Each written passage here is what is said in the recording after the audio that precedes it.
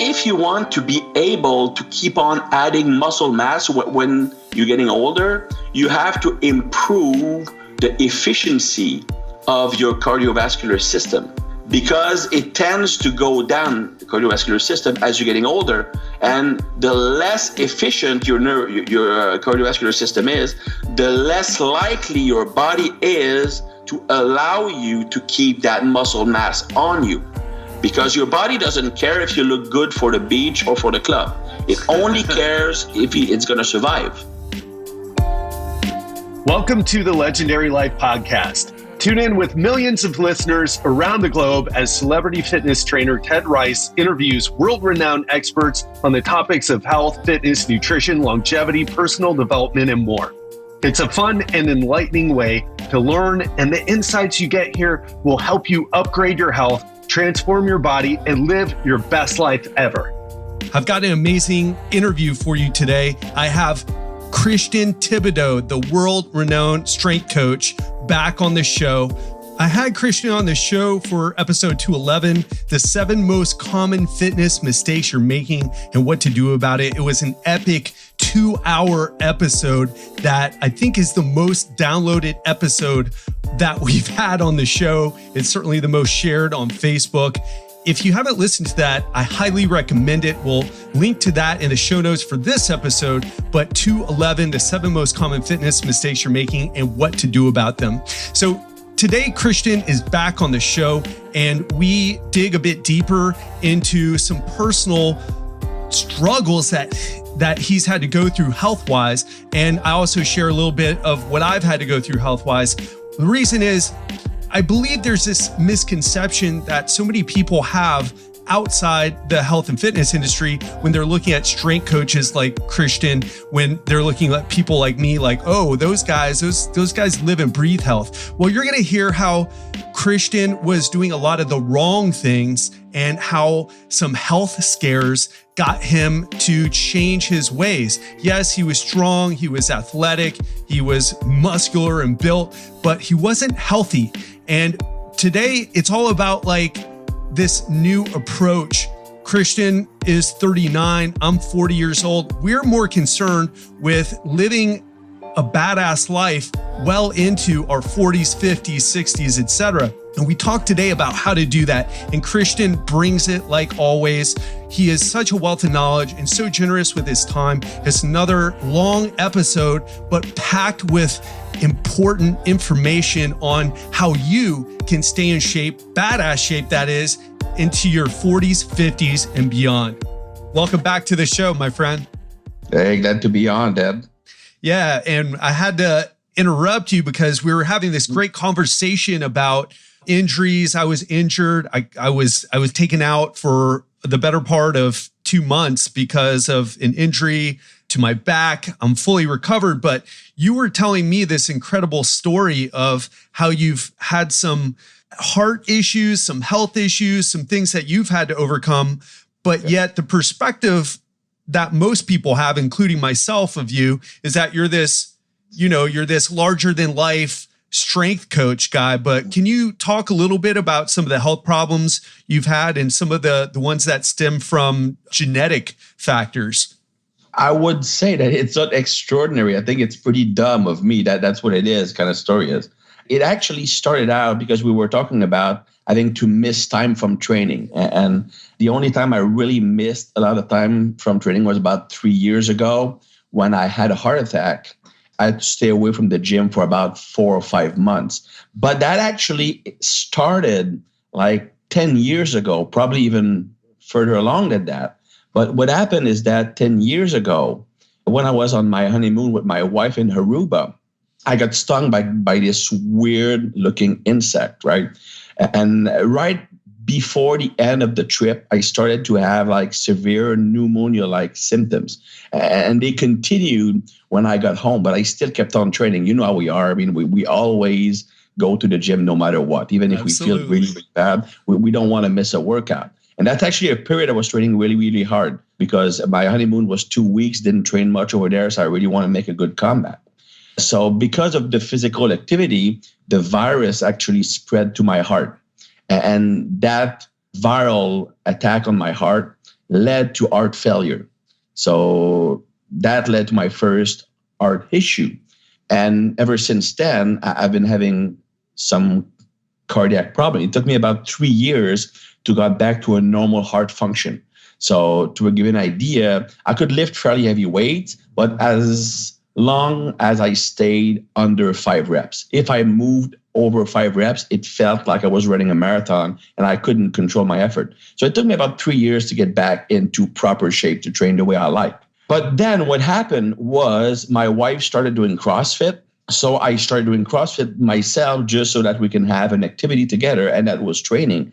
I also trained a lot of CrossFit athletes at the time. So I figured, well, I'm going to just try to do sport to understand it better so I can give better help to my athletes. So I started doing the Olympic lifts every day. I'm a former Olympic weightlifter, so that was the part I liked. I squatted every day, deadlifted, and did WODs and stuff like that. Since I really hate to not be good at something, I was doing 2 or 3 WODs at home, then doing the training with my wife. And what happened is that I started to have bleeding stools. Now, that's the really dumb part of the story. Normally, when you have blood in your stools, go to a doctor, right? That's my advice. But since it happened to me a few times in the past, after a week or two, it went away. Then I didn't think much of it, but it just lasted, it lasted until it lasted about 4 months. So I was basically losing a large amount of blood in my stools for 4 months. So what happened is that I lost so much blood, I didn't have enough red blood cells to carry oxygen to my heart. So that led to a heart attack. So I got into the hospital, right? They do all kinds of tests on me. They put a camera up my arse, a camera up my mouth, not the same camera. I also had swallowed a pill that took pictures of my old digestive system. I had nuclear imaging. I had MRI. So all kinds of tests, and they didn't find anything wrong until they just checked the simplest thing, hemorrhoids. And it was the actual problem. I had bleeding hemorrhoids, so they just took them out. Had I been to a regular doctor, generalist doctor, as soon as the blood started to come out, they would have fixed the problem in a day, and that would have never happened. And that actually is what forced me to stop training for about 4 or 5 months, just because it took so long to get a normal red blood cell level, get my heart functioning again. And ever since then, my endurance is a bit lower, but it's still like pretty normal now. But it's a bad experience in my life, yeah. But then when I was at the hospital that time, they found that I had scarring on my kidneys. So it's a condition that is highly genetic, but that was probably made a lot worse by uncontrolled blood pressure. I mean, I have high blood pressure in my family. It's genetic. I was given blood pressure medication after my first visit to the hospital 10 years ago.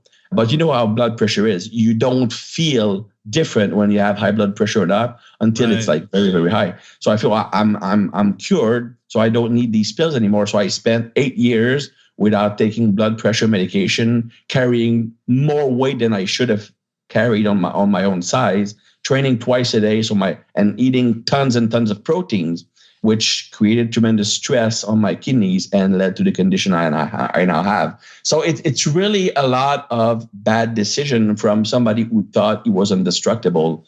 As you mentioned, I'm bigger than life. My performance was through the roof. So I said, well, I'm indestructible. I can do anything. And that led to my current situation. I'm now much better because I changed my eating habits. I obviously take my medication. My body weight is a bit lower, but not that much. And I'm carrying a lot less body fat and water year round. So I'm feeling a lot better. My blood pressure is perfect. My kidney function is back to normal. So that was a big scare, but it forced me to make some drastic changes in the way I eat and I train. Yeah. And what I love about that is you've continued to push forward and you're still in amazing shape. How old are you, Christian? Well, I like to say I'm 40 because it makes me look smart. In reality, I'm 39. Last November, I had just when I turned 39, I had a photo shoot for my new website, thibarmy.com. And it was probably the best shape I ever got in. Not as massive as in some period of my life, but I was like 202 pounds, about 5-6% body fat. And it's a type of physique, much more athletic than just a bulked up looking bodybuilder. So it was the best I've looked, the best I've felt, mostly because I changed my diet completely. You think most people think of me that Christian knows everything about training, all that stuff. I will say as far as training goes, I know a good deal. I mean, I can help people with most of their problems when it comes to training. But when it comes to nutrition, I was the worst, to be honest. I mean, we're talking honest here. For years and years, I had horrible eating habits, but I was training twice a day, pretty much every day. So that pretty much kept the fat at bay. I never really got over like 11-ish% body fat because I was using so much fuel every day. But my eating was horrible. I would have progressed a lot more had I eaten properly. But when I was young, it probably didn't matter that much because when you're young, you can do pretty much everything. But as I got older and more fragile health, then I realized how important proper nutrition is. And I changed that completely over the years. Yeah, and this is a great foundation for what we're going to talk about. Mm-hmm. And man, and like you said, I've actually had some problems with bleeding stools and hemorrhoids in the past, which freaked me out because I have colon cancer in my family. I've got some other health issues. I had an injury recently. I actually went to the hospital not too long ago because to the emergency room because I had a panic attack. I thought I was, having a heart attack. It turns out I was okay. But, I think it's good for people to hear that when it's like they think maybe they're not in such great health, or that other people who do well, like yourself and like me, maintaining an active lifestyle and, relatively healthy lifestyle compared to at least most Americans. I don't know how it is in Quebec, but pretty much the same. Pretty much the same, huh? So, but we have problems too. And what I initially wanted to talk about is, in spite of those health issues, in spite of being 40, in spite of maybe lesser than awesome genetics, like how do we get around that? I'd love to hear how you help people get in shape with that situation. I'd love to hear like how you feel about or what you've learned about how much genetics play into how our bodies, what our potential is to get low body fat or to build muscle. I'd love to hear like how you've changed too. You said you had a radical transition with how you approached nutrition. And I had a health scare too, man. I mean, I got fat when I stopped doing jujitsu. I thought I was eating pretty well. And I figured out that I wasn't, right? And I also had some sleep problems. So I'm going to just let you take it away. So what do we know? What do we need to know about our genetics, our potential? And then how do we work around that with training and nutrition? Well, the first thing I would like first to mention that the last thing you said about I was doing jiu-jitsu, and then when I stopped, you probably gained some weight. And that's when you realize that maybe you were not doing the things right. I think that as a species, we often judge how good we're doing by how we are looking. So true. So if and I can remember that I actually had that thought to myself. I was coaching in St. Louis back then, and I was eating, as part of my quote unquote diet, I was eating 20 chicken nuggets and fries every single day. And sometimes I had like a lot more crap. And I could write a book about the crap I ate. I once gained 26 pounds in 6 hours. That's truthful. That's completely honest. And despite eating pretty bad, I looked really, really good. So even myself, I thought, well, what I'm doing is working. So I can understand where those people who claim, like, if it fits your macros, school of eating, flexible dieting, as long as you're hitting your carb, protein, and fat numbers, it doesn't matter where they're coming from. I can understand these people because I've been the guy that was eating a bad diet, but was still in pretty good shape. So I figured out the only things that matters are how many carbs, protein, and fat you're eating. Because you don't see what's going on inside your body. You only see what's going on outside. And oftentimes, just look at NFL players and how fat they get once they retire. Right. Because as long as they are playing football, it's even worse in college. In college, a football player might train in some form or another for 5-6 hours a day. The amount of calories they're burning is staggering. So they take eating habits, but their physical activity masks how much fat or how much bad they're doing to their body. It's only when you start that excessively high amount of activity and you start training like a normal person that you see how much bad things you've done. And oftentimes you are not even seeing the crap you're putting your body through and what's going on inside your body. So trust me, it's not because you are looking good that your body will be good and hold that for a long time. Because I've come to the conclusion, especially recently as I'm getting older, and I'm looking at people, I want to be in shape my whole life. I want to look good at 50. I want to look good at 60. I want to look good at 70. So I'm looking at people, either clients of mine or people I know from the gym or some other places that are 50, 60, 70 and are in amazing visual and functional shape. And I'm looking at commonalities they're doing. And in all of these cases, they normally have very good eating pattern and non-excessive exercises pattern. And I think that keeping your body as healthy as possible is what will give you the capacity to maintain progressing for a long time. I was having this discussion with one of my clients that if you keep systemic inflammation away, not just inflammation in the muscle, systemic inflammation away, and if you keep insulin sensitivity high, and if you keep an alkaline diet, then you can make progression until a very old age. Systemic inflammation, in my opinion, is the number one reason why people start to degrade physique-wise as they're getting older. Of course, you can't keep making like amazing progress until you're 80, but you can still maintain a very high percentage of your capacities up until your 60s and 70s. I had a client who improved his 1RM in a deadlift at 64. And at 64, he was still competing in Fire Fit events, winning international level competitions, improving his personal best until he was 64. Oh, that's and awesome. the guy had great eating habits, great cardiovascular shape. So I think that if somebody wants to stay lean, stay muscular, stay in good shape, and keep progressing for a long time, taking care of systemic inflammation through diet and some supplements, keeping you insulin sensitive are the best thing you can do to your body.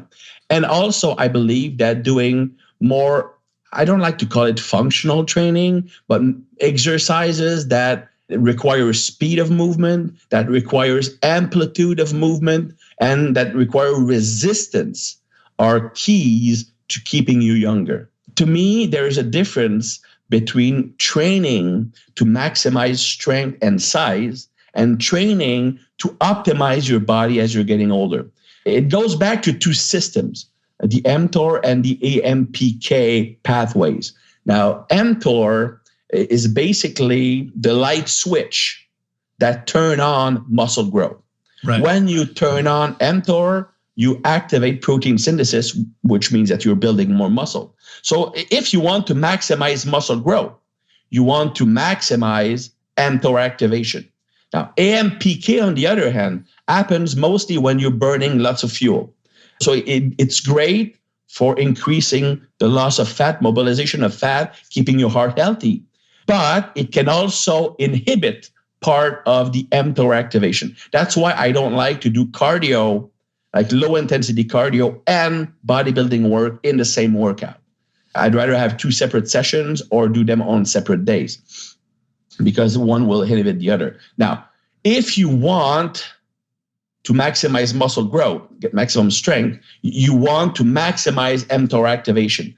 But Mtor also speeds up cell aging. So the more you activate Mtor to grow muscle, the more likely you are to eventually speed up the aging of your cells. When you're young, that doesn't matter. When you're 35, 40, it probably doesn't matter that much either. But as you're getting older than that, you want to find a way to still get muscle growth while minimizing Mtor to avoid speeding up the aging process too much. And you want to increase AMPK a bit more so that you can have the anti-aging properties of AMPK going on. I believe that you have to understand that the amount of muscle mass you carry is in part genetic. You can carry is in part genetic, which we'll talk about in a few moments. But also it depends on how much stress your body can handle. Every pound of muscle you had on your body requires calories, energy, protein to be maintained. So the more muscle you have, the more protein, carbs you need just to maintain your body. So that is one stress on your body. The second is the more muscle you have, the harder your cardiovascular system must work because you constantly have to send blood to those tissues. So the more muscle you have, the harder your cardiovascular system works. And lastly, the more muscle you have, the more your skeletal system is challenged because it's a load you have to carry on a day-to-day basis, especially upper body mass. So if you want to be able to keep on adding muscle mass when you're getting older, you have to improve the efficiency of your cardiovascular system because it tends to go down, the cardiovascular system, as you're getting older. And the less efficient your cardiovascular system is, the less likely your body is to allow you to keep that muscle mass on you. Because your body doesn't care if you look good for the beach or for the club. It only cares if it's going to survive. Right. So if having all that muscle mass on you represents a stress, a risk, a danger for your survival, because your cardiovascular system cannot handle it, then you're likely to dump some muscle mass as a protective measure. That's also why, as you're getting older, you should try to stay leaner most of the time. Why? Because added body fat also requires effort from the cardiovascular system. Fat tissue is vascularized. And the more fat you carry on, the more stress on your cardiovascular system. When you're young and have a super healthy heart, that probably doesn't matter that much. So you can bulk up if you want to gain more muscle mass. But as you're getting older, if you have that bulking up approach and you're carrying more body fat, it's actually going to limit how much muscle you can carry. Think about it this way. If your cardiovascular system can handle X amount of stress, well, that X amount of stress is divided between muscle and fat because they both represent a stress. The more fat you have, the less room you have to have muscle on your body that you can physically handle. So as you're getting older, as your cardiovascular system becomes less efficient, the veins, arteries are stiffer, the heart loses power. So the less fat you want to carry if you want to be able to add muscle mass. That is a simple mathematical standpoint. So that's one of the difference when it comes to being able to build muscle or maintain muscle as you're getting older. You should have a dietary approach that reduce inflammation, reduce fat mass as much as possible, and training methods that are less activating for Mtor. So I'm talking about more explosive work, more eccentric less work. So not emphasizing the eccentric as much because eccentric is what activates Mtor the most. So hill sprints, pushing or pulling a prowler, doing the Olympic lifts, medicine ball throws, gymnastics works, all that stuff is great. By 64-year-old guy, improve his deadlift max at 64, was doing front and back levers. He was working toward a higher cross. We used band, but he was still working toward that. He was still doing the Olympic. Yeah, it was pretty amazing. Not a big guy, but it was pretty amazing. And he kept on improving his performance for a long time. And we did most of his leg work was prowler pushing various positions. Same thing here. I'm training with, at the same time as three of my friends. And one is like in his 50s. He's a former powerlifter who bench pressed 600. Now, 50% of his volume is on the prowler, either for lower body or upper body. and he's in great health right now. His training partner, his training partner, and that is not a joke, I'm going to tell you. Their goal is they're going to have this event in 3 months where they're going to push a 300-pound prowler for 10 kilometers each. Wow. Yeah, nonstop. That sounds brutal. Yeah, it is. But they're training the prowler for legs 3 days a week. Once heavy, once light, and once medium. And they're doing lots of upper body work with the prowler. They're recovering great. They're improving every week, and they're like in their 50s. So everything's good so far. Yeah, just to interject there, if anybody's listening, not familiar with the prowler, it's basically like a sled and you just push it. So there's only that concentric motion. There's no lowering of the weight. It's just pushing. It's much like pushing your car.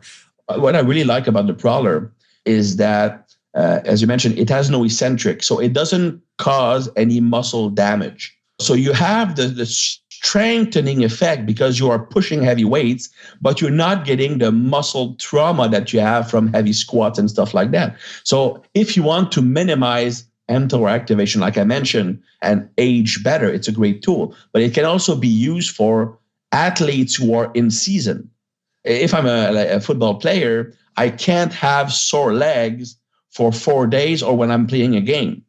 So pushing a prowler heavy or for speed during the season is a great way to maintain lower body strength without negatively affecting your practice or games.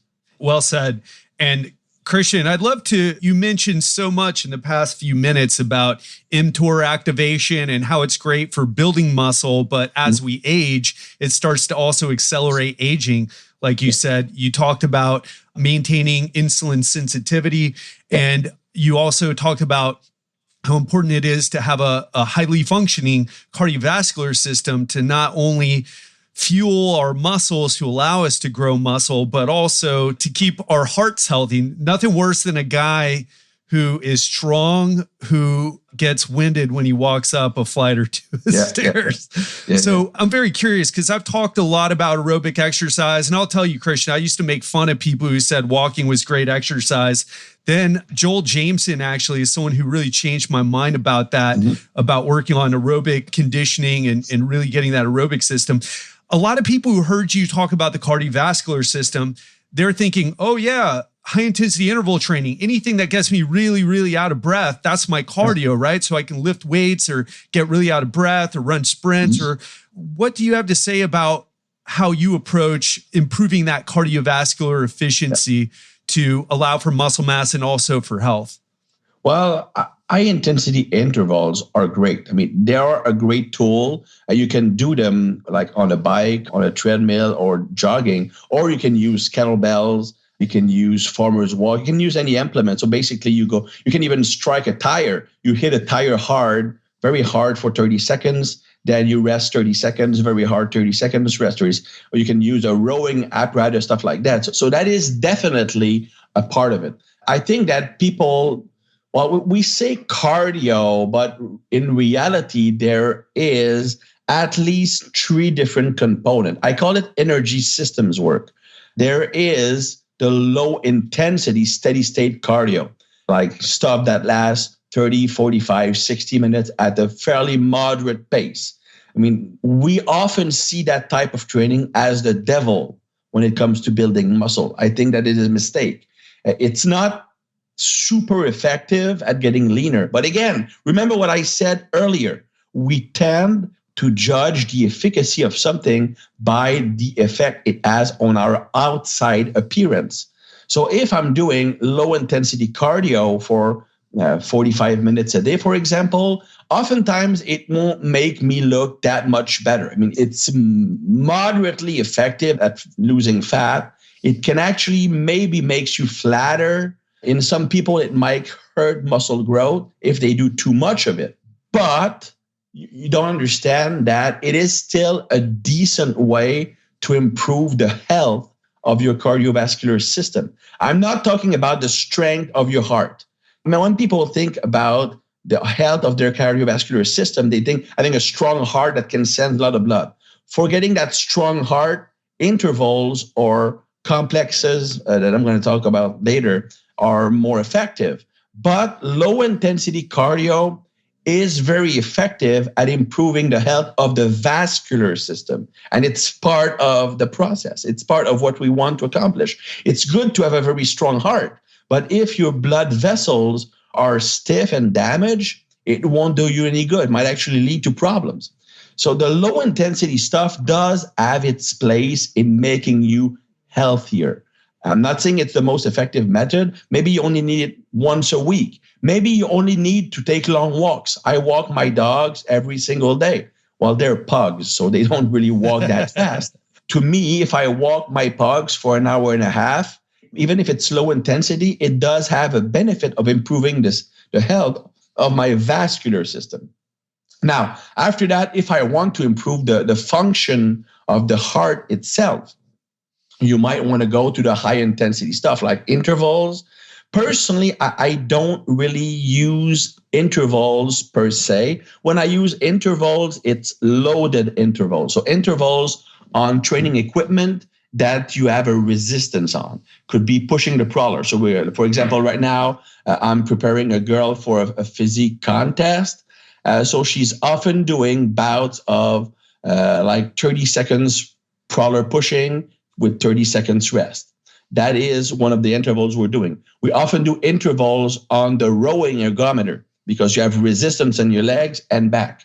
When it's going to be summer here, I often use medleys of different type of carries. So for example, she will walk 50 meters with farmer's walk and also big weight in each hand, walking 50 meters. Then she will sprint back to the starting line for 50 meters. Then she will take a wheelbarrow and carry that wheelbarrow over 50 meters, sprint back 50 meters, and then she will walk 100 meters as a recovery. So the low intensity interval is walking 100 meters, and she has 200 meters of high intensity effort, but it's loaded. The thing is, high intensity intervals are really effective to improve the function of the heart. There's no question about that.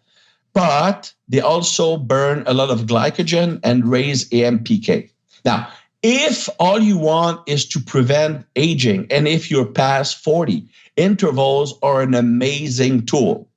If you're still like in your 30s, 20s, and you want to maximize muscle growth, I prefer weighted intervals, like doing crawler pushing, as we mentioned, wheelbarrow walking, rowing ergometer, swinging a kettlebell, because the fact that you are overcoming a resistance actually activates Mtor.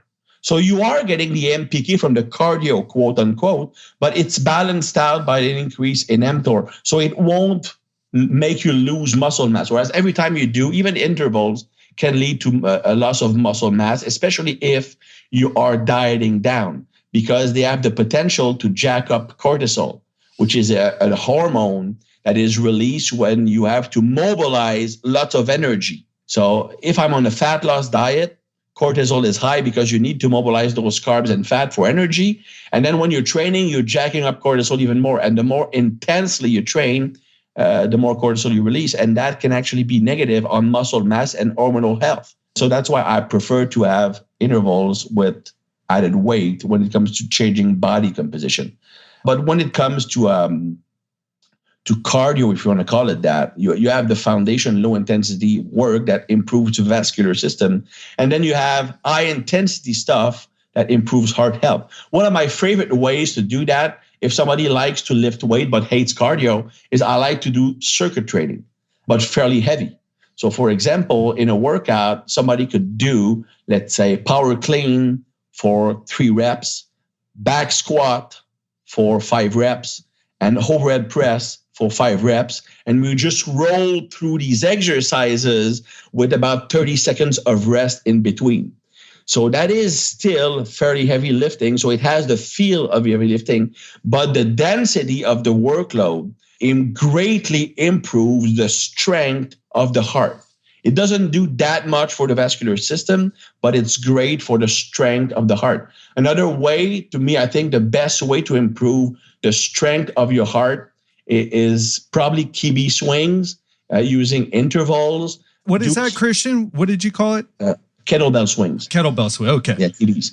So kettlebell swings for, let's say, for example, 30 seconds, but not to the point where after 30 seconds you fatigue. So using a fairly light kettlebell, moderate weight, you do like, let's say 20 reps, then you rest for until you are about 60%, 70% recovered. Then you could do 20 reps again. You wait until you are 60, 70% recovered. So when you are not out of breath anymore, you still feel a bit winded, but you're not out of breath. And you maintain that for as long as possible. That is likely the best system to increase cardiac strength. So some great examples of how to improve your heart, but also the other side, improving your cardiac efficiency, your vascular efficiency is so important. Right. I'm really curious, how do you recommend people train once they get up to around 40 and over? I'll tell you what I'm doing now to get back in shape after that injury. I'm doing a 6-day high frequency, but very low volume, 4 or 5 exercises, about 3 sets each. And it's working very well for me. I find that I'm having trouble with a high work capacity at the moment. What would you recommend? I will be really disappointing here because I would have recommended exactly the same thing. Okay. I was having that discussion with a client of mine she's in her 50s, and she always has these great questions. And she asked, well, should I train less often because I'm getting older? No, I said, you should be training more often. As you're getting older, or when you are in a situation where you want to get back in shape as fast as possible, frequency is the most important component. As you mentioned, work capacity is lowered after an injury, or especially when you get older. So it can still be pretty high, but I find that myself, I could actually train 4 hours a day. Like when I was in my 20s, sometimes I would train more than that. Now, after an hour and 15 minutes in the gym, if I train more than that, even if it's low intensity stuff, the next day I feel like my nervous system is shot. Right. And that's one thing I've noticed is that as you're getting older, work capacity does decrease a bit. It might be because of the aging process, could be also because as you're getting older, you have more responsibilities, more stress. And so I think the number one mistake people make when they're getting older is that they think, well, I'm older, so I'm going to train less. I'm going to train 3 days a week or 4 days a week. To me, that's the biggest mistake. I would rather have somebody who's older training 6 days a week, 30 minutes, than 3 days a week for an hour and a half, for example. That the frequency is more important for many reasons. First of all, from a strictly aging standpoint, every time you do physical activity, you release cytokines that favors body repair. So as long as the training session is not excessively traumatizing on your body, the physical activity session might actually slow down the aging process by increasing cell repair. So you want your dose of physical activity to be as frequent as possible to have anti-aging properties. Of course, if you're training like an Olympian or like an elite powerlifters and you're basically crippling your body at every session, it will have the opposite effect because you're creating more damage than the potential for recovery you are releasing. But if the training session has a moderate or even low volume, you will get all the benefits of those cytokines to increase cell repair without making it harder for yourself to repair your body. So definitely that is the first reason. A second reason is the more often you train, the better you become at recovering. The image I could tell you is if you go tanning, if you go catch some rays in your backyard, well, the more often you're exposed to the sun, the less it will have a negative impact on your skin. I'm going to give you an example. Here in Quebec, we have like 3 days of sun per year. Okay. So it is a typically French-Canadian thing that once a year for 1 week, pretty much everybody who can afford it goes to Cuba or the Dominican Republic or Mexico for a week, all-inclusive resort, right? That is, other people do that, but in Quebec, pretty much every adult, if they can afford it, take 1 week off. They go to sunny country for a week. And sometimes we need it because of our winters. Now, last time I did that, I had about 2 years ago, I got some nasty sunburn the first day I was there. And so the rest of the vacation was ruined. So this time when I went, I decided, well, I'm going to go to the tanning salon 1 week in advance, not to catch a tan, but just to get my skin used to handling the stress of the tanning light. So when I got there to the hot country, the sun was not a stress on my skin anymore. So, and that worked. So the first day I came in, I spent all day on the beach and I didn't catch a sunburn. Same thing with training. The more often you train, the better your body become at responding to training. So if you are somebody, for example, who gets sore a lot from training, the answer is not to train less, it's to train more. The more often you train, the easier your body gets accustomed to handling the stress of training. So you will actually find yourself that you will be better and better and better at recovering from training. At first, it might create some negative impact, but over time, it's the best way to teach your body to respond positively to training. Yeah, and the other but keeping the volume low, not traumatizing yourself. Well, that frequency and volume are normally on the opposite end of the spectrum. You can train a lot or you can train often. I see it more as doing about the same amount of weekly volume, but divided into 6 sessions instead of 3 sessions, for example. But what I like about high frequency training is also you get to train each muscle more often. That has several benefits. Now, the first benefit, let's say that you are a natural trainer. You're not using artificial steroids, growth hormone, stuff like that. And when somebody's on steroids, right, you have to understand that that product artificially increase protein synthesis. Protein synthesis is what builds muscle. So it is the product that elevates protein synthesis 24/7. They could actually not train and still get some muscle growth. When you are natural, the actual training session itself represents the trigger that starts protein synthesis. You are natural, you need the training session to get protein synthesis. When you're enhanced, you don't. So the more often you use a muscle when you're natural, the more that muscle has an elevated rate of protein synthesis, the more you can make it grow. Normally when you train, protein synthesis is elevated for about 24 to 36 hours post-workout. So if I'm training 6 days a week, hitting each muscle 3 times a week, for example, then each muscle is pretty much at a high level of protein synthesis for the whole week, which is the most effective way to train for a natural trainee. If you are training each muscle once a week, that muscle is anabolic or muscle building for about a day and a half. The other 5 days and a half, it just goes back to normal. Most people can't make gains that way unless they are genetically superior. So that's another reason why you want more frequency of training. The last one is the more often you train a muscle, the better you become at recruiting that muscle. And the better you are at recruiting a muscle, the more efficient you are at making it grow when you're lifting.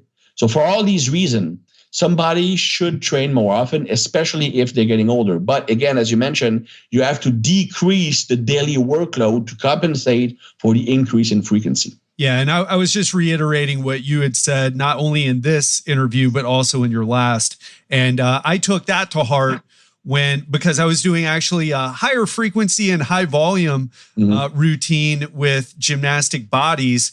And I felt just beat down from my workout. So after our last interview, I started playing around with frequency and actually lowered the volume. And I'm getting leaner and I'm getting bigger at the same time, even though I'm coming back from an injury. Well, it's normal because hormonally speaking, you are in a better place. Absolutely. You're not exactly a small guy. So when you're doing gymnastics work, most people don't understand that. I mean, I've done the gymnastic body routine for about 6 months myself. That was my only type of training for a while, and it had great results. But I'm also a heavier guy. I was like 220 at the time.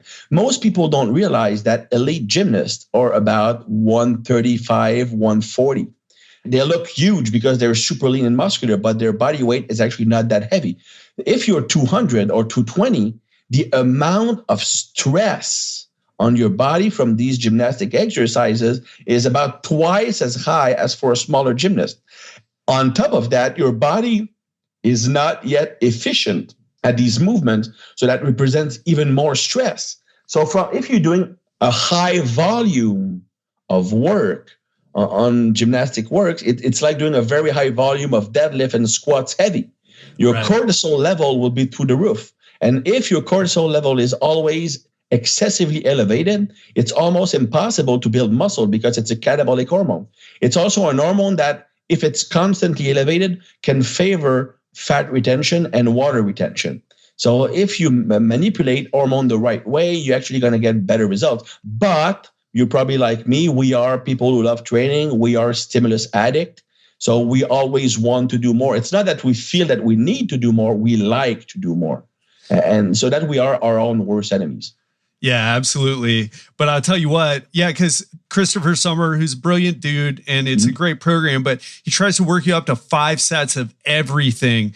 And it was just crushing me. I was getting stronger, but I feel like also that, at least for me, I'm just speaking for myself here, but I feel like even though I didn't get injured during training, I got injured doing some stretching, believe it or not. We'll talk about that later if you have any thoughts on it. But I feel like that kind of set the stage for me to get injured. And right now I'm liking my training a lot better, and it's not as hard, and it's not taking as much time away from my work, which is my number one priority, Legendary Life. It's funny because in a way, I'm sure you kind of almost feel guilty about that, because I know personally it's a neurological thing. I mean, people have neurological dominances. Some people are dopamine dominant, some acetylcholine dominant, some people are GABA or serotonin dominant. And depending on your dominance, you respond better to different type of training, but you also have different motivation to train. So some people are driven simply by results. All they care is getting better results and beating people. So they are very competitive and they only care about the bottom line. What motivates them is only to be the best or getting the more results. Some people thrive or are motivated by feeling like they are working harder than everybody else. So they do care about the results, but they actually care more about the pride they get into doing a very high volume of work. Some other people take pride in being able to follow a plan and being technically perfect on every element. When you train clients, it's often important to understand what is that person's motivation. Because if you have a client, for example, and his source of motivation is doing everything perfectly, like technique geeks, they have to do every movement perfect, and you as a coach have a result-driven system of progression, that person will probably quit training after a few weeks because it will be really unpleasant for that person. So you have to understand the neurological profile of a person to know what drives them and adjust the training accordingly. Not only to get better results, but also to prevent catastrophes. Because if you have a client that is a stimulus addict and you are a coach who is also a stimulus addict, there's a good chance that you're going to overtrain that person. Yeah, very important. Is that the Braverman test that you're talking about? Exactly. Yes. The Braverman test establishes the neurological dominance. Well, if you're dopamine dominant, acetylcholine dominant, it makes a recommendation about supplementation, for example. But dopamine dominant people tend to be more results driven. Acetylcholine dominant seems to be more stimulus addict. They pride themselves in working harder than everybody else. A mixed type or a GABA type often will pride themselves in doing everything better than everybody else. So not even results or amount of work, but doing everything better. Sometimes they can actually be annoying because of that, because they are the people who argue every little detail. I mean, I've read that article that mentioned that your elbow should be at 42.5 degrees, but you're saying 45. Who's right? They will argue every detail because what motivates them is knowing 100% that what they're doing is the absolute best way. So oftentimes these people spend more time theorizing about training or talking about training than actually training. A lot of that on Facebook, Christian. A lot of that on Facebook. Well, actually, yes. The Facebook is the kingdom of GABA dominant people. They love to argue. I mean, I even made a post about, I would say a month and a half ago, how to win an internet debate. And my answer was, you can't. Right, absolutely. In the history of mankind, nobody has ever changed his opinion during an internet debate, a social media debate especially. All they want is they want to look like they're winning the fight. But the problem is that they don't realize that when people are actually reading that debate, they don't even care who's right or not because they themselves won't change their opinion. The winner is the person who project the best image. If somebody always argue little points and always want to have the last word and never show any open-mindedness and is always taking himself way too seriously, that makes him look desperate, that make him look like he's lacking confidence. And right off the bat, that person just ruin his image. The person who argues and shows a very open-minded approach, who gives compliment while using that compliment to say, that's great, I really love what you're saying, but have you considered that that might be a good add-on?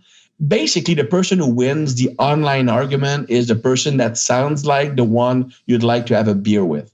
Yeah, well said. And a bit of a pro tip. What about people who never, ever post on your page or comment on anything that you do until there's something that rubs them the wrong way? Yeah. And then they don't say, hey, Ted, I love your interviews, but I disagreed with your guest. They don't say it like that. It's like they just say something negative. What about those people? The problem is that still GABA, or is that something different? It's GABA dominant or just hassle dominant. It really depends on the person. But honestly, I think, and you've had the same thing. You've been like an online quote unquote celebrity for a while, and I've been writing articles for a long time and having my own forum. You have many of. The thing is that people can either post because they want like you to help them, like a question. Some people will post positive comment, but it's a fact of life. When people like something, they tend not to comment. When they hate something, they are really vocal about it. So that's the thing that at first really annoyed me because I'm a people pleaser. I want to get along with everybody. Yeah, so me too.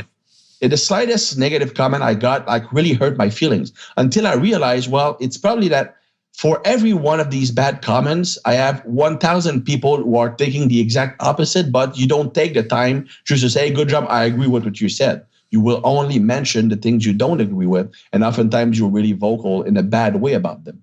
So that's one thing people must realize is that the negative comments you receive, and that's true for us, but that's even true for just the average person just doing his own thing in the gym. Many people can look at you and say, well, that person really knows what he's doing. But there's only one person that will say, well, what you're doing is completely stupid. Why are you using rings to train? You're not going to get built like that. So that might be one person for like 20 people who say, well, that's amazing what he's capable of doing. Like jealousy will make people vocal. Misunderstanding something made people really vocal because it makes themselves feel bad about themselves. And if you feel like you don't understand something, if somebody makes you feel insecure about your own training, if I'm training a completely different way than you are, it will make you question what you are doing. You won't admit it, but you deep down inside, it shakes your foundation of belief. And people protect themselves against that subconsciously by being on the defensive. So true. So when people make you negative comments, oftentimes it's actually a compliment because what you said or what you did make themselves so shaken that they actually have a defensive mechanism to fight back. But that's all subconscious. Of course, they don't even realize what's going on, but that is what's going on. People need to feel like they know stuff, like they are correct in their beliefs. Like, for example, every time I give a seminar, and I've been around the world, so it's not even a cultural thing, it's a human being thing. There's always one person at the seminar that will argue pretty much everything I say because he wants people in the crowd to be aware that he's smart. Right. In the past, I would actually argue with that person and argue, and that never led to anywhere because the more I argued and proved him wrong, the more he was looking for a way to get the opinion of the people back on his favor. So the more he would argue. So when somebody does that, I just say, well, that is really smart. You can see that you really thought this through and you have lots of experience, obviously. So you learn stuff that is really applicable. It's not how I do things, but obviously you know what you're doing. But me, I do this, da, da, da, da, da. And just the fact that I acknowledged him, he will not comment at any point in the seminar again because he has the validation he was looking for. People want other people to think they're smart, but more importantly, they want to believe themselves that they're smart. Yeah, so true. And a big part of what I'm doing with this podcast, I've had a couple of neurobiologists on here talking about how these unconscious biases that we all have, these things that we do just to make people more aware of them. So thanks for that important tangent there.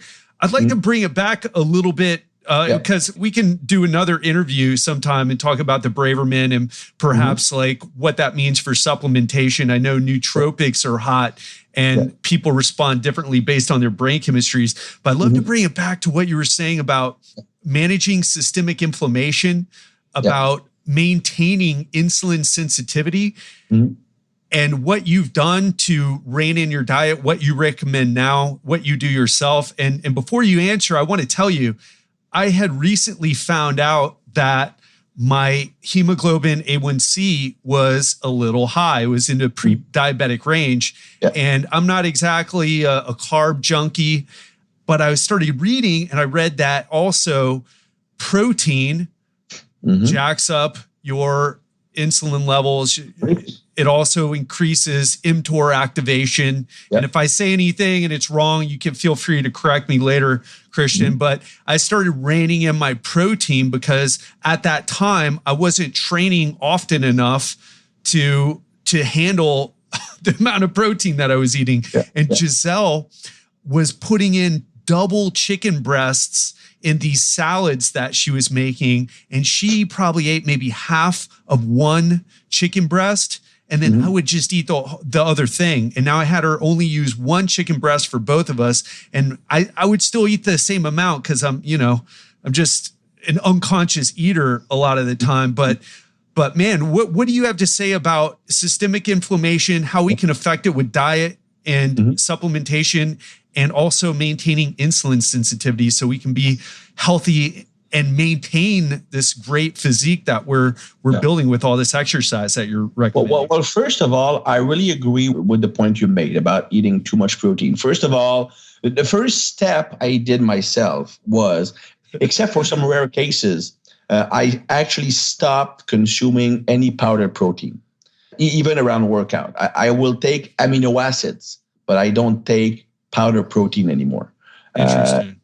Except for if I'm traveling and, for example, the first day I know I'm not going to be able to go grocery shopping, so I might have a shake or two just to get some protein in. But at my house, under normal circumstances, I don't take any protein shakes because protein shakes are highly insulinogenic. So they do release a lot of insulin. Maybe not as much as the same amount of carbs, but it's still fairly significant. I also find protein powders to be pro-inflammatory. So that was the first step I took, was actually stop taking any powdered protein. The only complete protein I take in are like solid food protein, like fish, like chicken, some red meat, mostly bison or other wild meat.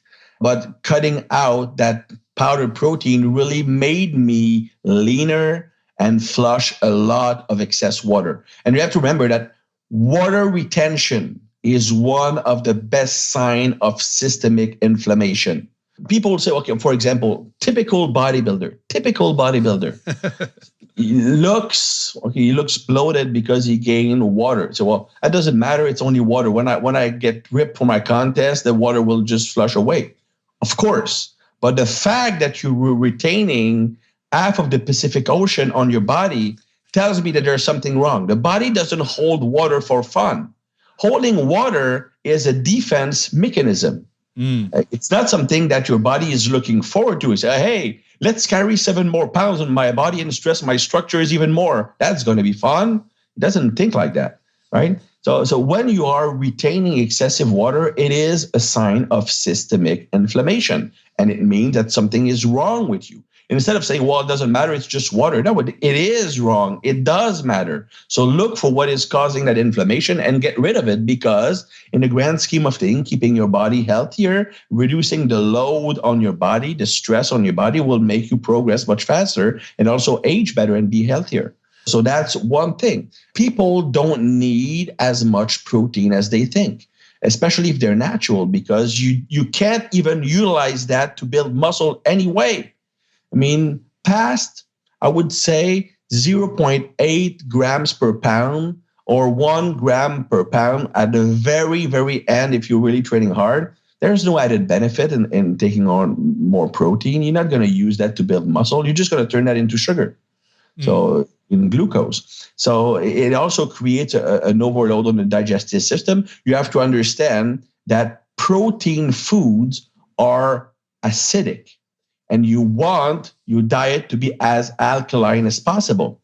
So for every X amount of protein you're taking in a meal, you want at least double that in veggies, especially green veggies, but any kind of veggies will do, and some fruits, to counterbalance the acidic nature of the protein food. And that's not enough to say, well, I'm going to eat green veggies, like a ton of veggies in the evening. No, you need veggies or fruit at every meal, because you don't want any of the meals to be acidic. People don't understand how the acid-alkaline balance works.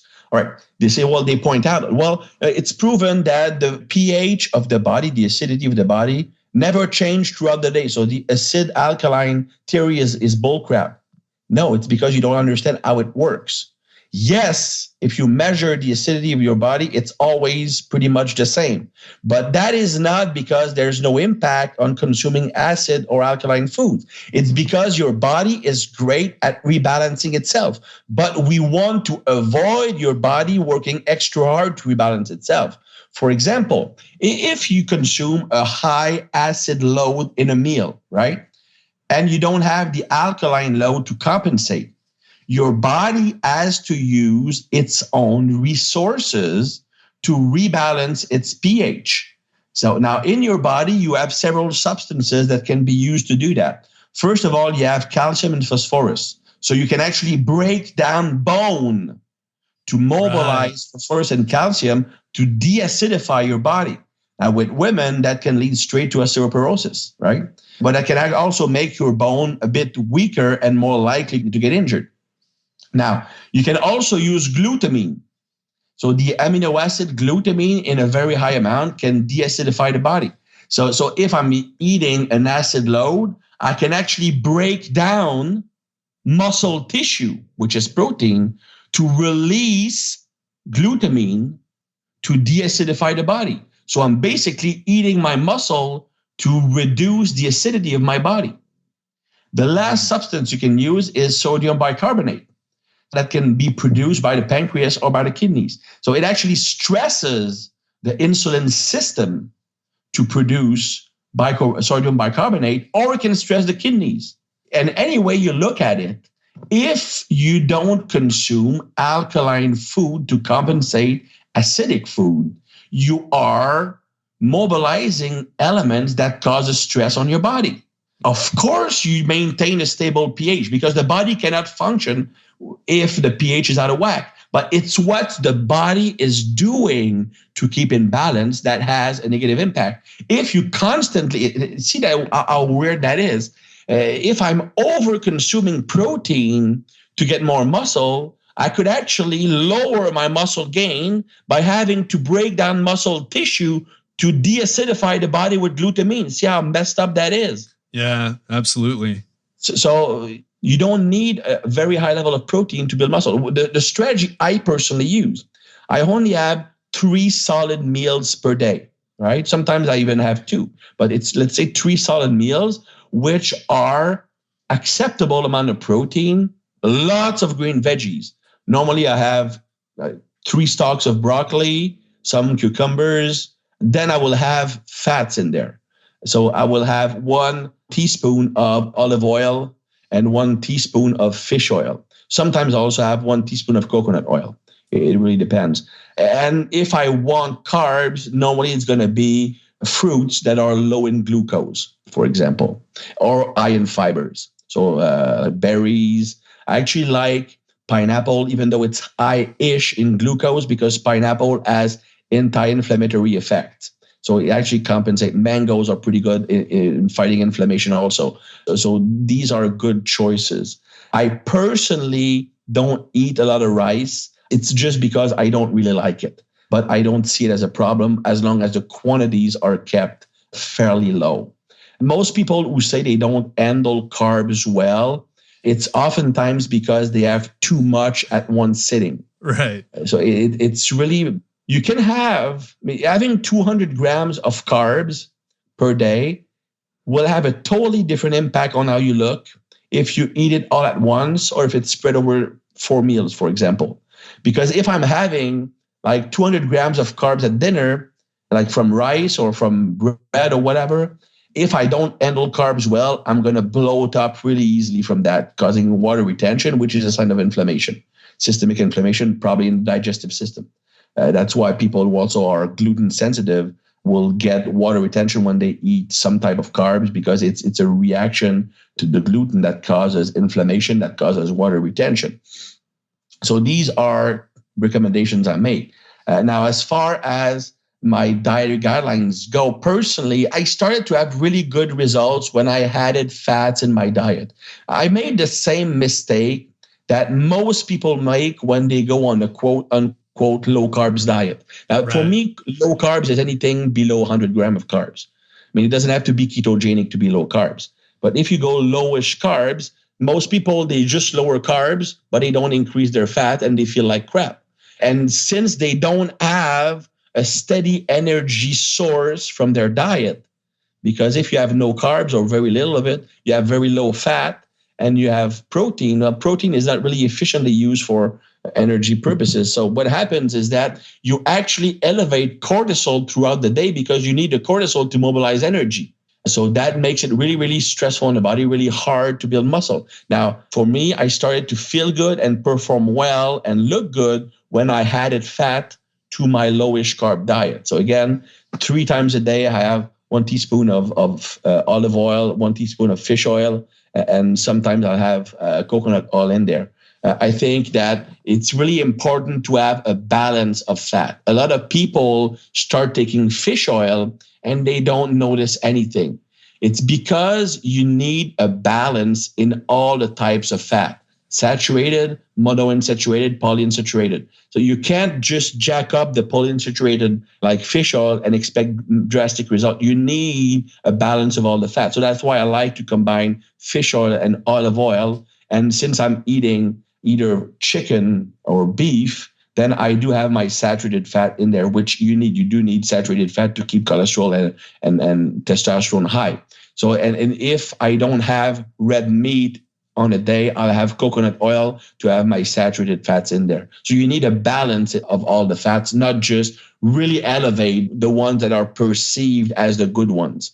All fats, all fatty acids can have a positive impact as long as you're in proper balance. Yeah, so well said. I was listening to Udo Erasmus the other day talking about that. And, so you're having, just so people listening can understand, so you're having your saturated fat from your beef or your chicken. If you don't have that. People don't understand that chicken is actually about the fat in chicken, about 50% of it is saturated. So it's not like there is zero saturated fat in chicken. So you can have some fat. Obviously, beef is about 60-70% of its fat is saturated, but it's a better source of it. But I also eat like eggs in the morning, and I always keep the yolks in there. Normally, I have 3 or 4 eggs in the morning. Yeah. Cool. So, right, you're getting this mixture of fats, and fats are super important, as you said, hormone production. And you're having the monounsaturated from the olive oil, your polyunsaturated omega-3s from the fish oil. So is that what you recommend for like the anti-inflammatory part? Do you take any other supplements other than the fish oil to help with that? The systemic inflammation?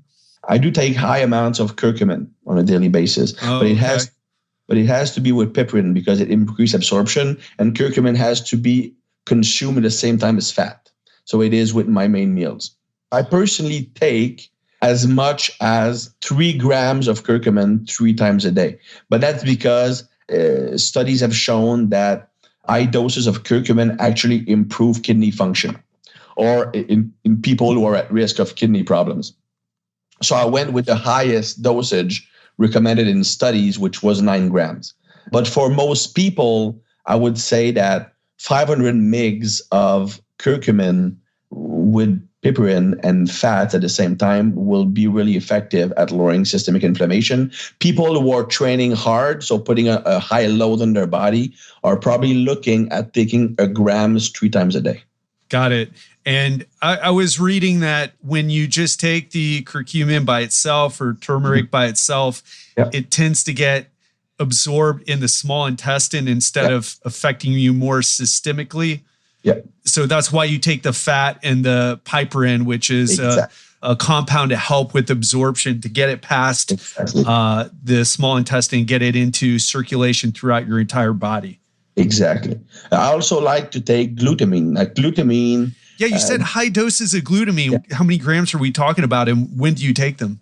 It depends on why I'm using it. I mean, when I remember, and to me, it took me a long time to start taking glutamine for a simple reason. I was a young kid training hard when glutamine first started becoming popular. I mean, I'm pretty sure you remember that. About 12 years ago, maybe 15, glutamine was touted as the most anabolic new supplement, was the next creatine, because it's the most abundant amino acid in muscle. So you need it to build a lot of muscle. So if you really dose glutamine, you're going to build a lot of muscle. And like most people, I started using it and saw no difference in muscle growth. Absolutely nothing. Yeah. Exactly. So that's why every time I stopped taking it for about 10 years, maybe more. Every time somebody would bring up glutamine, I just remember when I was a kid, it did nothing for me. But that's because I had the wrong mindset. I had the mindset of looking at what's going on the outside of my body to judge if I'm doing something good, which, as we saw earlier, is a mistake. Now, glutamine in normal circumstances will not add muscle on you. I mean, it can contribute, but it doesn't have that much of an impact. To me, the biggest benefits of glutamine, as I mentioned earlier, first of all, the glutamine can be a buffer agent, can lower acidity from a meal. So that's one thing right off the bat. If you take glutamine, you can lower body acidity. So you decrease the needs to mobilize your own glutamine, break down bone, and stress the kidneys and pancreas. So if I'm taking supplemental glutamine, it's just a way of keeping my body healthier, reducing the possibility of muscle breakdown, for example. It also improves the immune system. Of course, you can't really measure that, but you have to understand that immune system is the system that is the most important in the muscle growth and muscle repair process. Yes, hormone plays a great role in protein synthesis, but the initiation of muscle repair is by the immune system. And glutamine helps keep that healthy. But really, why I'm using it for is just for gut health. It might be from years of eating bad, but I always had really bad digestive issues, and glutamine can solve that. So that's why I mentioned high doses. I take high doses, but only normally for about 5 to 10 days. I will take 30 grams 3 times a day with my meals, first to reduce the acidity of the meal, but also to help with digestive system health. So that's for 5 to 10 days. After that, I just take the glutamine post-workout. And it's not even to recover. It's only to reduce acidity. And it can also help with digestive system inflammation. It could be a good tool if used properly, but it's not a miracle supplement by any stretch. Yeah, I'll tell you, Christian, I did the same thing as you with glutamine. I started taking it, noticed zero difference when I first started taking it with muscle. And then I found it later because, like you, I used to eat like a bodybuilder, although I've never really called myself that, but that's how I was training. That's how I was eating. And I probably messed up my digestive health. Also, I've been on antibiotics a bunch of times because I caught bugs in jiu-jitsu, these nasty guys, man, just rolling around on the mats and they're not keeping them clean, and had to take a bunch of antibiotics for different skin infections. And I just ruined my gut. And I knew because I would get really bad gas. And, my farts would just really be bad. And then because Giselle was complaining about it so much, I was like, I tried taking a probiotic. I've never really noticed that much of a difference in digestive symptoms from a probiotic or a prebiotic. But when I took glutamine, I noticed it like really cleared things up. And like you, I don't take it all the time, but I was taking it in the morning on an empty stomach before, but you're saying it's much better to do it with meals, especially when that meal contains a lot of protein or maybe you don't have enough vegetables to balance the acidity. Exactly. And then post-workout, you say is a better way to take it. I also used it when I was having irritable bowel syndrome, IBS, and that's the only thing that actually made a difference. Yeah, same here. And the last thing that I use it with is to curb sugar cravings because I'm using mostly a low carb diet, higher fat diet, and I have a sweet tooth. So if you mix heavy cream with about 20 grams of glutamine, I personally use about 120 milliliter of every cream, some water, and 20 grams of glutamine. I drink that. It makes the craving go away pretty much instantly. Interesting. And Christian, what about the different types of glutamine? I used trans-anylyl glutamine because I read it was better, but I'm not really sure if there's any difference. What can you tell us about the types of glutamine? At the very least, I would use the L-glutamine instead of just the glutamine itself. It's a much better form. On top of that, to be honest, I haven't read into the more advanced variation that much, so I couldn't really comment on that. Sorry. It's pretty rare that I don't know the answer, but at least when I don't know it, I'll let you know. Cool. No, I appreciate it. And I don't know the answer either, but I forget who I heard that from or read that, but I experimented with it. It worked, but I can't tell if it's any different than just regular L-glutamine. Maybe there's a little difference if you take a very small amount. But since I prefer to use large doses for a short period of time, I doubt it would make a big difference. Yeah, no, that's a good point. So everybody listening, just go for the L-glutamine. Don't get too bogged down. So many details you can get bogged down in and will stop you from actually taking the action, which is what will give you the results that you're looking for. So keep that in mind. Yeah, and the same is true for training. Paralysis by analysis is a really real thing. So people we go back to our GABA people. Often they need to have their very best. They will compare products for 20 days before making a choice that probably has no significant difference. They'll go on PubMed to make sure that they have at least 20 studies supporting a supplement before they use it. But the thing is that they don't make studies for all the supplements because there's no money in it, because pharmaceutical companies cannot market them. Just because you don't find a study proving that a supplement works doesn't mean that it doesn't work. Yeah, and experimentation is so important. Yeah, of course. Anything else that you can think of to talk about managing systemic inflammation? We didn't really talk about insulin sensitivity. Yeah. Well, I think that, first of all, insulin sensitivity is highly correlated with systemic inflammation and overproduction of cortisol. So if you manage just managing systemic inflammation will actually improve the health of your insulin system and will probably make you, well, not probably, it will make you more insulin sensitive. The less inflammation you have, the more sensitive you are to insulin. I think that it is true that being leaner makes you more insulin sensitive, but I think that it has more to do with the fact that when you're getting leaner, you are dumping a lot, or you are reducing systemic inflammation. So I think that fighting systemic inflammation is probably the best thing you can do to improve insulin sensitivity. Other than that, of course, having your good fats in there, avoiding carbs that spike insulin excessively. But I found that taking carbs completely out of the diet is not the way to go. Now, I'm going to give you an example. When I did bodybuilding, I used a very low carbs approach. Basically, I had almost zero carbs for my whole prep. And when I tried to carb load, when contest time came, even if I ate a lot of carbs, I could not load my muscles properly. It's like my body stopped responding properly to carbs. I just bloated up.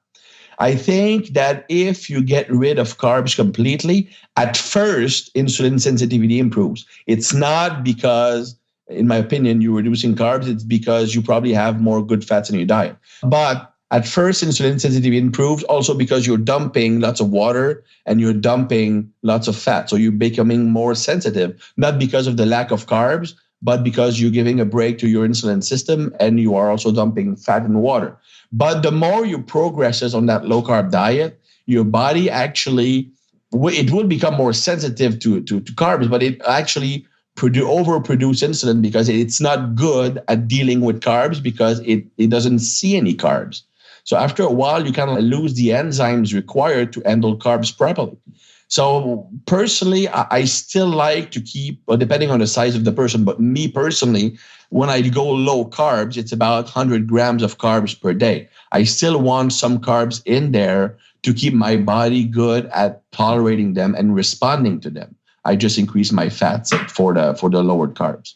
Yeah, so you're not a big proponent of all the ketogenic diets and all the other super low carb people. If your fats are high, even if your carbs are not like at less than 50 grams, you can still be in a ketogenic state. Let's say that I'm training hard, right? I'm likely using about 50 grams of carbs in my training. By the way, most people grossly overestimate how many grams of carbs they are using during a workout. I mean, there is no such thing as using 200 grams of carbs in a workout, unless you're like a CrossFit athlete who trains for 6 hours. I mean, people grossly overestimate how many carbs you're taking. Dr. Serrano mentioned that during a workout where you do 10 sets of 10 reps on a squat, you're using about 30 grams of carbs in that workout. So people grossly overestimate it. So let's say that you are using 40, 50 grams of carbs in your workout and you're consuming 100 per day. Your brain still need about 75 grams. So you are technically in a very low carb state because you're using more carbs than you're taking in. And if your fats are much higher than your carbs, you will be in a ketogenic state as long as your carb intake is lower than what you need, not to function, but you need to fuel your workouts and brain every day. So you will get into that ketogenic state at 100 grams of carbs if you train hard and your fats are high enough. Interesting.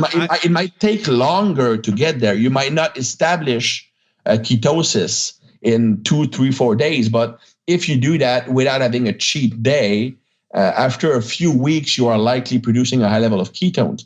That's especially if you're using MCT oil or coconut oil. So have you experimented with ketogenic diets before? Yeah. Well, when I did bodybuilding, that's why I did. I used the anabolic diet by Dr. Mauro Di Pasquale. But it didn't work for me for one simple reason. It was the carb load were not restrictive enough. It was basically 2 days of all you can eat. And I once gained 26 pounds in 6 hours. Right, you said that. It's crazy. Yeah, I once ate 24 burgers in one sitting, and that's only because I had one fries on top of that. It was the five menu items for $5 at Arby's. So I had 5 of them. So if you give me 2 days to eat whatever I want, I will go crazy. So to me, doing that anabolic diet never really worked because I actually gained more fat than I lost during the weekend. And it actually pains me to say it because I actually don't really like the guy. We don't get along. But when I used the diet by Lyle McDonald, I actually had great results. Lyle McDonald, yeah. Yeah, I can only imagine why you don't get along with him. He called me a chest-thumping dipshit before blocking me on Facebook, and I really didn't say anything. But Lyle has some mental issues, although he's a brilliant guy. The bad thing, he's a GABA-dominant person. He's a GABA-dominant person, yeah. But the thing is that we actually used to be like decent friends, well, online friends back like 12 years ago, 13 years ago. Actually, he was bouncing question about his training to me, like about his speed skating training. And he was actually helping me getting in shape for a television appearance where I was playing a male stripper. Nice. So we actually got along pretty well, but only when I started to have like lots of visibility through T-Nation. It's probably the fact that some of my articles were edited to include supplement publicity, which were not written by me. That he called me a sellout and all that stuff. So I think that ever since then, and he actually like talked crap about me on his forum. I actually went on his forum and I just explained myself logically because I'm not an emotional person. So you are accusing me of this, and that, and I explained why it's not even possible that I'm these things. And I mentioned something, well, you accuse me of like being on drugs, yet you mentioned that Charlie Francis and Dan Duchaine are your 2 biggest influences in training and nutrition. Well, Dan Duchaine was the first drug guru, and Charlie Francis had a lifetime ban from track and field because he was doping Ben Johnson. Right. So you're accusing me of something, but you're admiring 2 other people for the exact same reason. So that doesn't make sense. So actually, after that discussion, most people on this forum were taking my side. So that obviously didn't help me in his view. So I don't care because I don't waste time arguing. Yeah, I don't have time for that. Absolutely. But anyway, that diet actually worked great for me because it provided precise guidelines that avoided excessive binging during those 2 days. As long as it pains me to say so, my best results were when I used the diet by Lyle McDonald. So that really was hard to say. Yeah. You can edit that out. You know? What's that? You can edit that out. No, I'm kidding. Yeah, right on. And I'll even have a link. I don't have anything against the guy either. I've been used to, I've known a lot of people with, kind of explosive emotional / mental issues. And, I mean, I would even interview him. I don't know if he would come on or even if he would remember our exchange because we never met. It was just over Facebook. But anyway, it would be a fun interview. But he actually did try to commit suicide, maybe twice even. He has bipolar disorder. He actually went on to write a post on Facebook to explain that he was bipolar. That he actually apologized to many people and stuff like that. Not to me, but to many people. Yeah, but he's a really smart person. But no, there's definitely something that is not optimal. My mom was bipolar, so she didn't have the same sort of thing, and there wasn't the internet around. When she was around, but I kind of get it. I feel bad for him, but he is a brilliant guy when it comes to understanding this stuff. So the problem is that perfect. The problem sometimes is that he is amazingly smart at looking at scientific things and just making them more complex. He's not great at. I think that oftentimes he will not make fun, but attack some people like myself, like Polican, like other guys like that, for simplifying things. Right. Of course, when we explain something, we don't use the complete science and use scientific lingo because we're talking to the average person. I'm not talking to scientists when I explain the concept. If I wanted to, I could write a review of literature that would sound like 2 PhDs worked on it.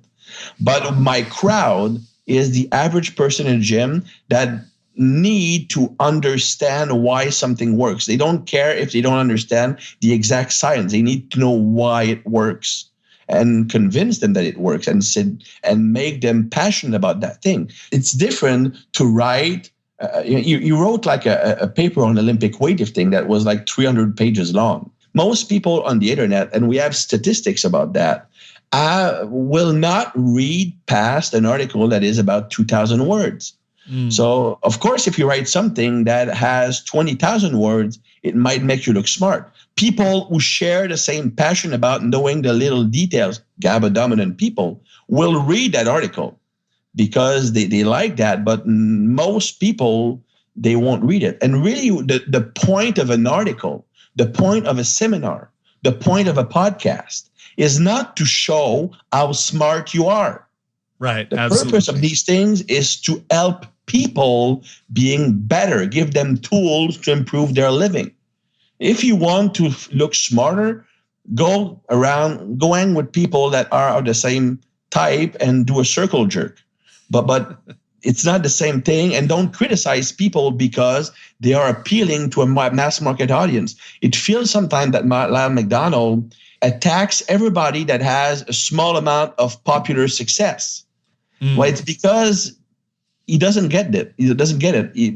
Everybody recognizes that he's smart, but his stuff appeals only to people who are like him, GABA-dominant people. So, and maybe he's pissed that people who he feels are intellectual inferiors are getting more traction. It's not they are intellectually inferior. It's because they know that vulgarization is more effective than scientific lingo.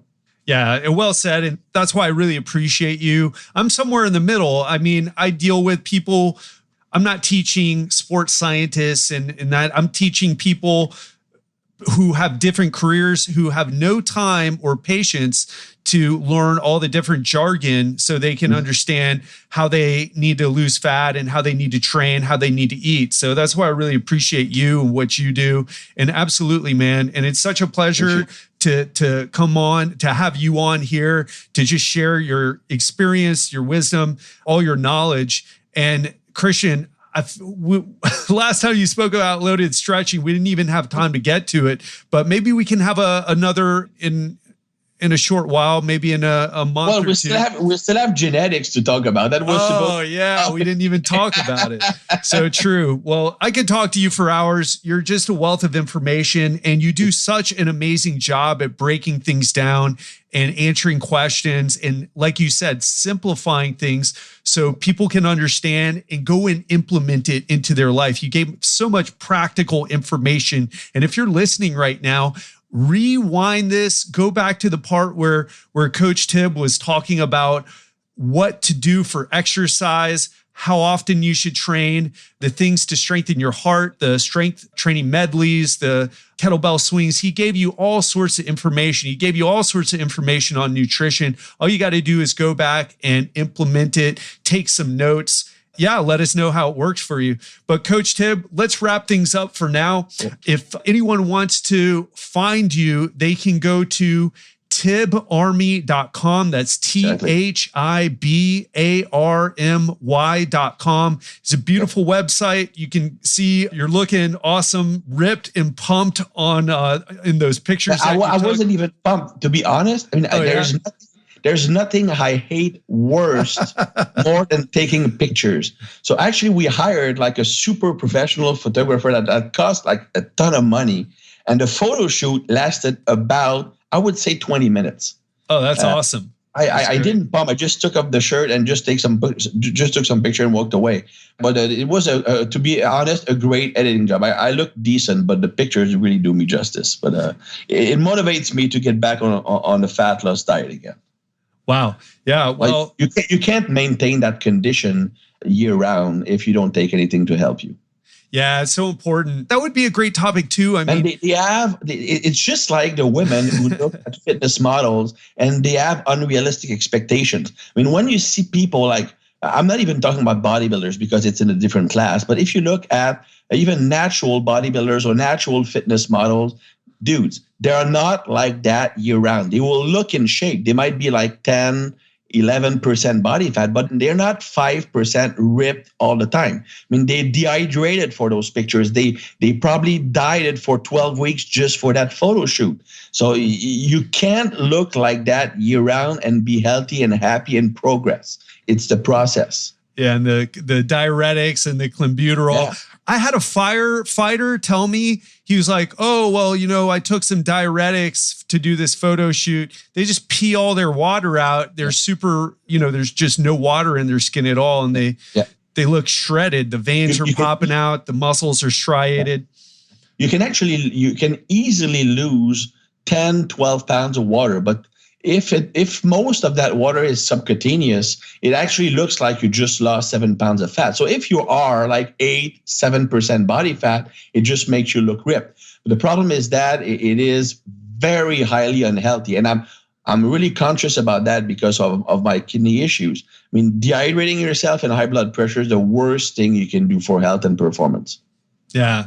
And that's what we're all about here at Legendary Life, because there's nothing legendary about being in shape for a year or for a few months or for even a couple of years. I want to be in great shape when I'm 50, looking at myself, or, like you mentioned earlier, it's not just about how you look, but also looking at my blood chemistry and looking at how everything is right. My systemic inflammation, my C-reactive protein's good, and my hemoglobin A1C is good. That's what I want to be in 10 years, in 20 years. And I know you want to be that way too. And that's what everybody listening wants to be. I want to be Mr. Retirement Home in 2040. I win the first bodybuilding contest among retirement people. So that's my objective. But I've known many people who are Dr. Tim Hall. Big shout out to him, who close to 60 looks better than most people who are 35. Not because he's huge, but because he has great muscle belly, great health, great skin, and very lean body. So it is totally possible to keep improving the way you look and function as long as you keep your body as healthy as possible. Yeah. And on that, let's end this. We could talk all day, and we will definitely have you back. Coach Tib, thank you so much. And remember, if you're listening right now, make sure you go to tibarmy.com to check out what Coach Christian Thibaudeau has going on, THIBarmy.com. Christian, always a pleasure, my friend, and can't wait till our next interview. Another incredible interview with Coach Christian Thibaudeau. I hope you enjoyed it. Make sure you check out his website at tibarmy.com. That's THIBARMY.com. He's got a wealth of information on there, a bunch of videos, a bunch of training information. And I'm not going to do too big of a takeaway section right now, but what I will ask you is ask yourself, is what you're doing sustainable? Are you maintaining health or building health? Or are you taking it away? Because for me, I was taking it away with all my jiu-jitsu training, all my strength training. I looked great. I was ripped. I was built. Everybody thought I looked great, but I felt awful. I was getting poor sleep. I wasn't eating enough. I felt terrible. My joints were achy, and it wasn't sustainable. And now I'm on this idea of sustainable fitness. Why? Because who cares if you're in badass shape for 6 months or 1 year or even 3 years or whatever? How about 10 years? I want to be doing things that I can't do now when I'm 50. That's my goal. And I want you to have the same goal as well. And you can do it as long as you're smart, learning from guys like Coach Christian Thibaudeau. That's it for today, my friend. I know you learned a lot from today's episode. So talk to you on Friday when it's all going to be about clean eating and why this approach will always fail. So if you've ever wondered why you struggle so much to eat clean only to binge eat or to fall off track, and if you're wondering if there's a better way to approach nutrition, well, this episode is going to give you some important answers to those questions. So stay tuned for Friday and have an amazing week. Thank you so much for checking out this episode of the Legendary Life Podcast. If you haven't done so already, please take a minute and leave us a quick rating and review of the show on Apple Podcast by clicking on the subscribe button on your left. then write a sentence or two saying what you love about our podcast. Please be honest. Tell us what you think, what you'd like to hear, what we can change to make it better. It will support the show and help us to keep delivering life-changing information for you every week.